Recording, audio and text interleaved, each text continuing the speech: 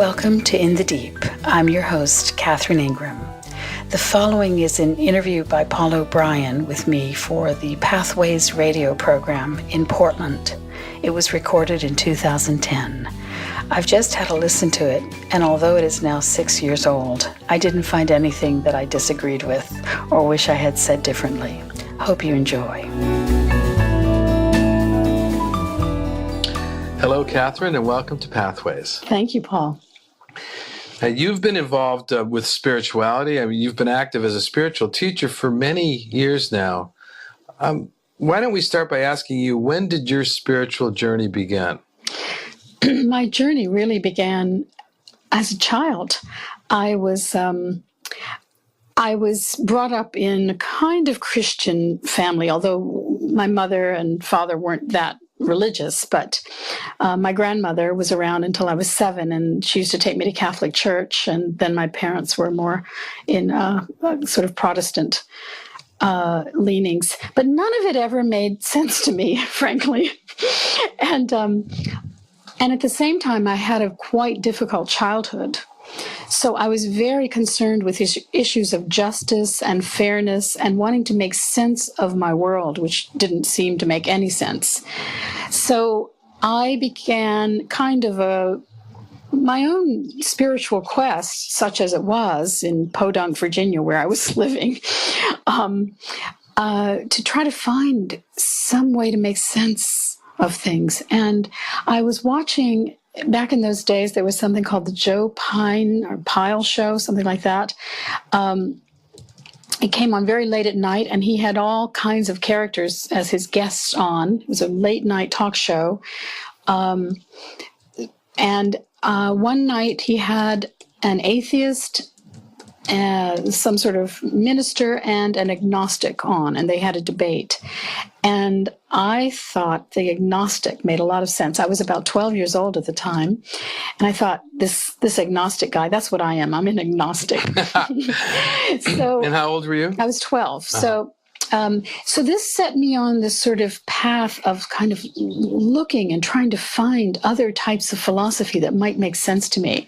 And by the time I was in my later teens, I had become very interested in Asian philosophy and Eastern philosophies. And by the time I was, say, 22, I began meditation practice through a Buddhist meditation teacher, Joseph Goldstein. Mm-hmm. Now, why do you think you were so philosophically oriented? Do you have any clue? Yeah, it was due to suffering, as it often is. You know, I think a lot of people who are driven to a spiritual path are driven there not because they're just going along in life and having a fun time, but because they're desperately trying to make sense of life. Right. And so... perhaps this notion of God. Yeah. Just something. I mean, we're told that God loves us and that we can depend on God, but maybe it doesn't seem like it. People are looking for solace. They're looking for... reason, they're looking for justice, they're looking for all kinds of things in the spiritual domain. Mm-hmm.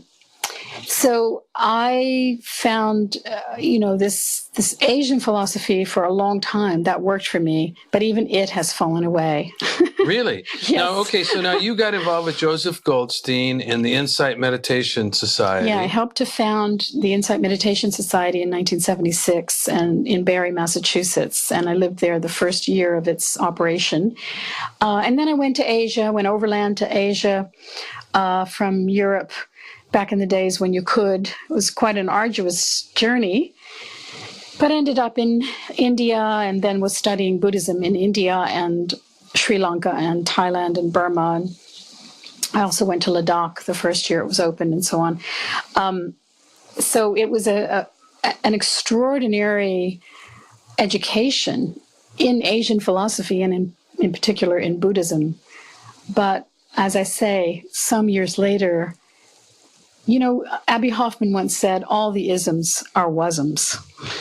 It's fascinating, though, because you came out of this, I mean, you got involved with Buddhist practice at the, early 20s, 21, 22, and you were associated with probably the largest lay meditation center in the United States, the Insight Meditation Society at Barre, Massachusetts, which you helped found.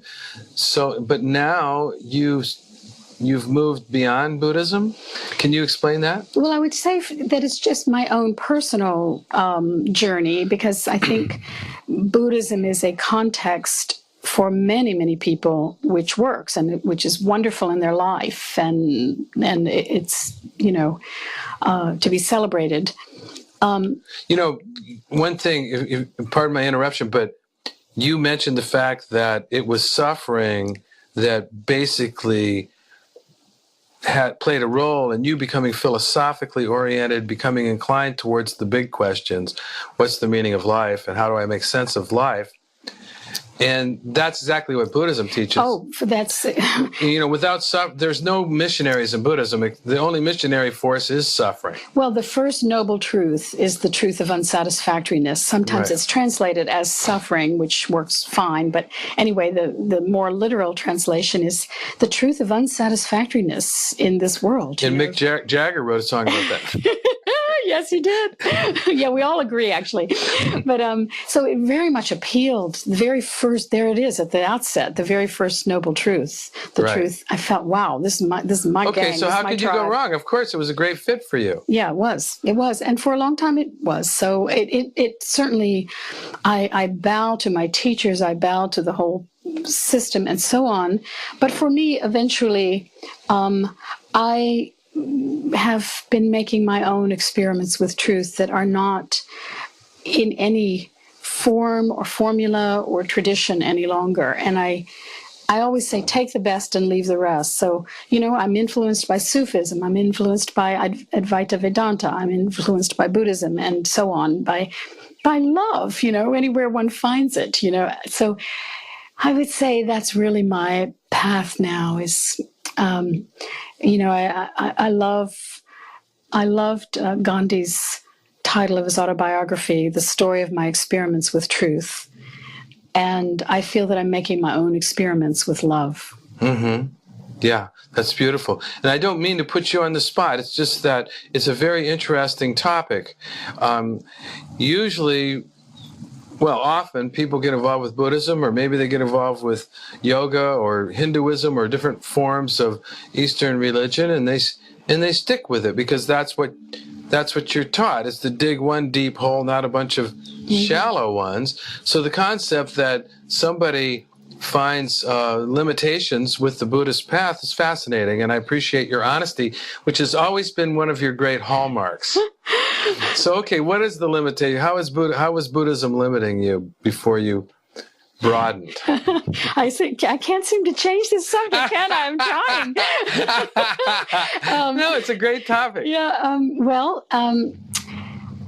first of all, I don't adhere to any beliefs, or they don't adhere to me, let's say it that way. I would like to have some beliefs that gave me a lot of comfort, but I don't. They can't stick on me. They don't. But Buddhism doesn't demand beliefs. Well, it doesn't demand them, but they're embedded in there. And also, I became weary of practice and of having my mind have a task.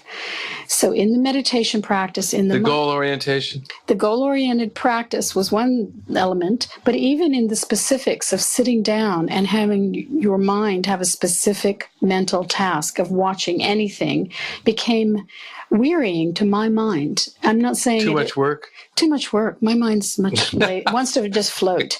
And so my recommendation and my own journey now is much more about a kind of relaxed awareness that is just flowing, is just simply being, is not necessarily parsing. It's true that people become very attached to practice, and people can become very fanatic about it, whether it's, or anything really, whether it's playing golf or meditating. That's fascinating. It's ironic that what I'm hearing from you reminds me quite a bit of what Krishnamurti wrote and taught. And and I've come to realize that you actually interviewed Krishnamurti. Yes. Has he been a big influence on you? And why don't you share with our listeners what he was all about? Well, he, of course, in his time, he was quite the anti-establishment kind of rebel teacher. He walked away from a world organization and was considered the world teacher for the Theosophists. He walked away from a huge, like the reincarnation of Jesus. yeah. I mean, he was there all and everything in those days, and he walked away and he died in the 80s, but he represented a much more direct experience, which is what I'm also talking about here, with your own life, with your own reality, with your. Yeah, I suppose the more that you learn to trust yourself, which is one of the tenets of Buddhism that I always liked. Yes. Was this idea that don't believe what I'm telling you. Right. Try it, see if it works. Yes. But the more you trust yourself, the less you need somebody to tell you to trust yourself. Sure. Yeah. Yeah. Yeah. So, how does you have this? There are some things that you teach. We won't call them beliefs, but I mean, there's some techniques to recognizing what's going on, right? I mean, what do you teach people? What is the Dharma Dialogues? Let's go over that. Well, what I do in Dharma Dialogues is I create a forum or a context which induces, as soon as you come in there into that room, almost everyone starts to feel a certain entrainment of quiet and of relaxation. Because, I mean, even though if we put a microphone on people's minds, it would probably be pretty loud. But many, many people have reported over the many years that as they come more regularly, that as soon as you come into the room, there's a kind of entrainment on a certain frequency of just simplicity of being, letting thoughts fly by without much giving them interest. And because after all, first of all, they do all dissolve on their own. You don't actually have to let them go. You can't make them stay. And secondly, almost all of them are spam. Almost all of your thoughts are completely useless. Isn't that amazing? I mean, and, maybe that's not true for every single person, but it's true for almost everyone I've ever talked with. I think it's ironic that we even refer to them as my thoughts. Yeah, exactly. Considering when I try not to have any, they come anyway. Well, yeah. I mean, and in fact, I often say, just as you're not growing your hair, you're not thinking your thoughts. They're just occurring due to conditions. And so people get all caught up in their thoughts and trying to manipulate their thoughts and trying to make their thoughts be nicer or have no thought. And all of this is a fool's errand. My recommendation is to let them fly by, but as my teacher used to say, don't give them landing space, don't give them landing clearance. And that means don't become very interested in all of this useless and perhaps troubling thought. And rather, you then start to become more and more steeped in very strong present awareness. Mm-hmm. Even though thought goes by and functional thought is noticed when it's needed, you're not trying to create some... How do you know you're in present awareness? What are some of the characteristics of this? Well, I wrote a book, actually, about the very qualities of living in awakened awareness, I call it. And some of those qualities that just naturally arise are delight and wonder and embodiment. You actually know that you're a human animal. Discernment, your clarity is strong in terms of your mental agility. You have a relationship to genuineness. You feel more comfortable being genuine than you do being manipulative or phony, or strategizing or trying. And how did you come up with these 7 qualities? Actually, that's the subtitle of the book: the 7 Qualities of Awakened Awareness. Yeah. How did you develop those? Were those out of a Buddhist system, or is this based on your own observation? I actually had a dream. I had a dream about them. I was in the dream. I was talking to someone, and I was telling them what I had observed in retreats, and that there were certain qualities that I had noticed in the retreats that I've led over the years. Because people would get to talk with you during the retreat. Yes. Yeah. Well, we would have the Dharma Dialogue sessions once or twice a day in the silent retreat. But otherwise, I observed these characteristics, these qualities, just emerging naturally when people would just have a chance to relax. That's all we were doing at our retreats. We were just wandering around in beingness, sitting together for a little bit during the day and eating together in silence and so on, and having the 2 sessions of Dharma dialogues. And what would happen would be this almost miraculous occurrence of these qualities. And in the dream, I was describing them to someone, and I happened to wake up in the middle of that night, and I wrote them down. And the next morning, I got up and I looked at it, and I thought, that's a book. Wow. So they were good even the next morning. Yeah, I thought so. Now, there's one of them that's the trickiest for you to remember. Silence. And why would that be the hardest? Well, I sometimes don't remember it because it's an odd quality to speak about or to even describe. I mean, it's not exactly even a quality, so it's a little different than the rest of the qualities. I forgot also to mention before tenderness, which is a very important one. But the quality of silence, in a sense, is the background or the what informs all the rest of them. Mm-hmm. And when I say silence, of course, I don't mean that you don't talk or laugh or shout. I mean a silence of the heart. Mm-hmm. A silence of the heart. Yes. So that's where you're not perturbed or disturbed? Even disturbance could occur, but that there's a general confidence or a general quiet in the beingness. And the perturbances are happening more on the surface of your being, like as if you understood yourself as an ocean. And in the depths of the ocean, it's very still and calm always. But sometimes a storm is happening on the surface. Right. And that's how you begin to sense your own self, that you have these depths of beingness that are just fine. In fact, speaking of beingness, you use the term the ecstasy of beingness to describe the feeling that happens when you're passionately present. Yes. I think that's a beautiful phrase. Another thing that you have a lot of experience with and talk about and write about, including in your novel, which I want to talk about before we finish, is loss. Yes. I mean, you went through a painful period of grief. I have been through lots of pain. I have had a lot of loss in this life. But even after you had experiences of powerful awakening. Yes. Yes. Well, I know you to be very open. Can you describe that process for us and how your ability to be present helped you? Well, when you're going through very intense grief, first of all, I always recommend let that big storm of grief be welcome, to feel it, cry as needed. I think we don't cry enough, actually, many of us. We hold back tears, we hold back grief, and I think that it twists and turns inside of us when we do. But in any case, after a point, though, what you begin to realize is these sad thoughts, in a sense, they become like Dharma bells for you to remind you to come back to present awareness, because after a certain point, you don't want to just keep inducing depression.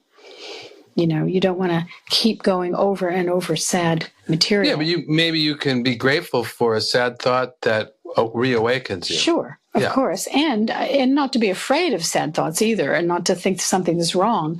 But, there comes a point, I mean, in my own case, I've been very indulgent of grief when it's there. I've let it be, and I've cried. I've just a month ago. Is there any way we can accelerate grief? I think that that would sell really well. That would sell well. But I don't think there is. I think for each, now some people just move through it more quickly than others.